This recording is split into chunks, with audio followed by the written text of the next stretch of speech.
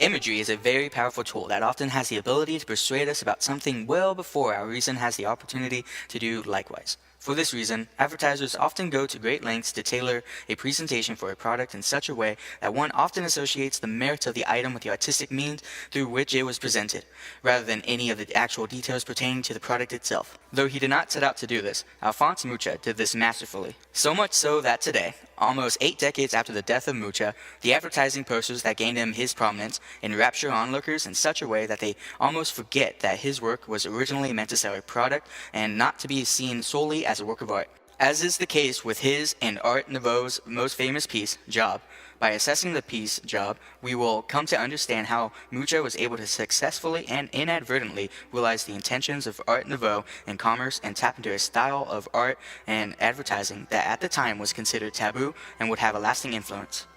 The story of Alphonse Mucha, insofar as it pertains to his most famous piece of art, actually begins with another piece, Guise Monda, which is the predecessor of Job in both spirit and style.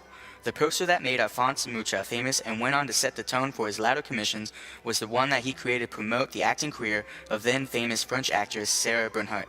A few days prior to the Christmas of 1894, Mucha was urgently asked by a commissioner to produce a poster of Sarah Bernhardt's play Gismonda. Though Mucha had no experience in anything of the sort that he had to do with theater poster design, he agreed to take on this task despite this. Mucha had been a long-time admirer of Bernhardt and had seen her several times both through her plays and through a magazine produced by his regular job, which reviewed and illustrated sets and costumes of new plays and operas. Having such familiarity, Mucha set out to create a work that best represented Bernhardt. The poster was not initially met with a positive reaction by its commissioner, who insisted that Bernhardt would reject it due to nobody utilizing the style that was unique to Mucha, but it was eventually decided that the piece would have to do due to time restraints. Mucha felt terribly depressed, not for himself, but for the fear that he would disgrace Bernhardt and for the time that he wasted on the piece. But to the surprise of Mucha, Bernhardt had been pleased with the work, and to the even greater fortune of Mucha, as was the wider audience that was met with the poster of Bernhardt on the streets of Paris. This success guaranteed Mucha both his initial exposure to artistic fame and additional illustrative work in advertising for a variety of products, ranging from, but not limited to, posters, champagne, calendars, menu cards, postcards, and eventually work with the cigarette paper wooling company Job, which would bring about his most famous work by the same name, Job. Job was the first poster that Mucha created for the cigarette wooling paper company, and his best-known advertising poster with numerous editions that would later be published for an international market. It, in very simple and general terms, is a color lithograph that consists, like many of his work, of a woman that is placed such that she occupies the entirety of the poster, and whose presence is further reinforced by a thick black contour line, and a banner generally in the vicinity of her head with the name of the company whom Mucha was working for. In the case of the work Job, we see in front of a background of monographs that read Job, a seated woman occupying the majority of the poster.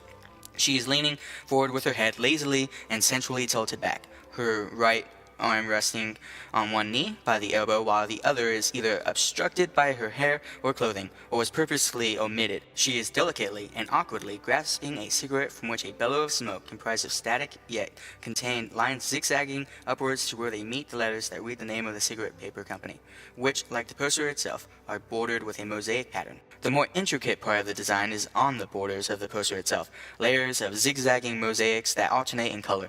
The woman doesn't really exhibit many features and looks rather flat. Her face has a dreamlike countenance about it, with half-open and almost sleepy and blissfully unaware eyes. The intricacy that is possessed by the woman is seen solely from her head of hair. While it does have the aforementioned features that do make it look flat and featureless, it is an arrangement of cascading locks that are very arabesque and unnatural.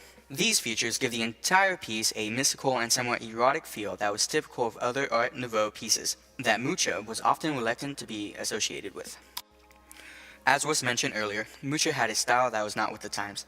This style could, to an extent, be identified as his own, but given many of its features and other elements that comprise his work, we could associate him with the Art Nouveau movement despite his protests as such. Mucha was reluctant to identify with the movement because it was often associated with what was new and breaking away from what was conventional.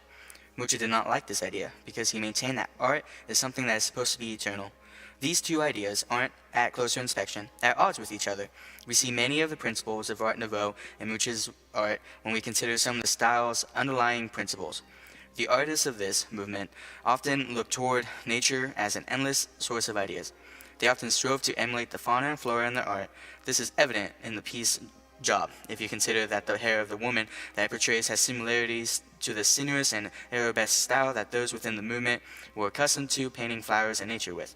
In addition, those who practiced this style of art also took joy in having these flowering designs as ornamentation that intermingled with the female form, which is a recurring theme in Munch's works.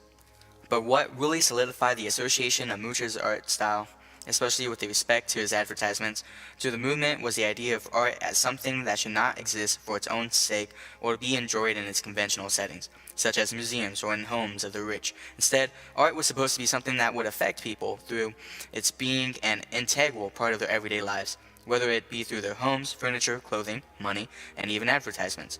Our everyday lives and the things that pertain to them were to be something that should be shaped by the decorative and moving power of art. This is why much of Munch's work, which is very diverse, was not something that existed solely for the purpose of being appreciated from the perspective of an onlooker, but it took the identity of something with practicality, such as furniture that could be sat on, jewelry that could be worn, and advertisements that were informative yet pleasant to look at. This is probably why many admirers of his most famous piece, such as myself, are always surprised to learn that it is in fact an advertisement for cigarette rolling papers, not just a piece of masterfully executed art. The idea that art and the practicality of advertisement could coexist as such is never something that crosses our mind.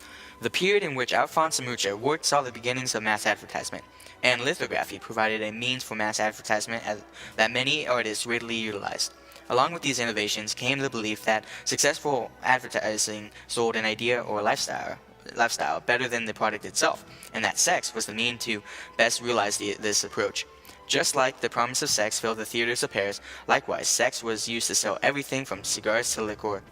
Art Nouveau's erotic content varied significantly, from the mild, full-bodied country girls of Mucha to the more extreme and borderline pornographic content of some of his contemporaries. Those who sought to advertise as such not only tried to sell the idea of sexual fulfillment to men, but also the idea of a sophisticated and lavish lifestyle to women, who were becoming an increasingly powerful economic force.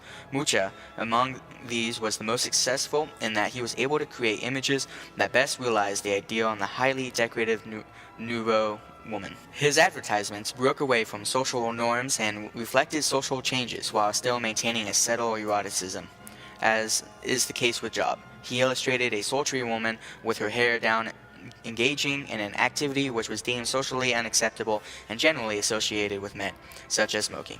Similarly, this was also the case when it came to the advertisements which he produced for bike manufacturers.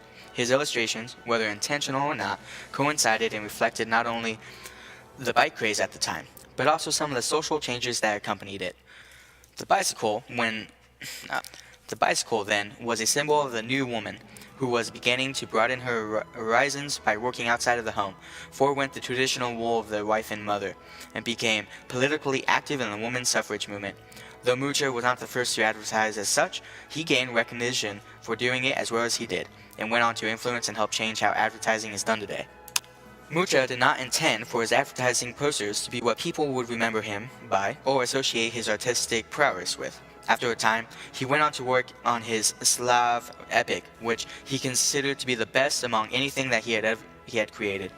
But today, to his apparent disappointment, we remember him by the posters that are quintessential pieces of the Nouveau movement. Unbeknownst to him, it was these posters that came to define the Nouveau style, which also realizing its intentions, pushing the boundaries on what was deemed acceptable, and consequently influencing how these boundaries would continue to be pushed.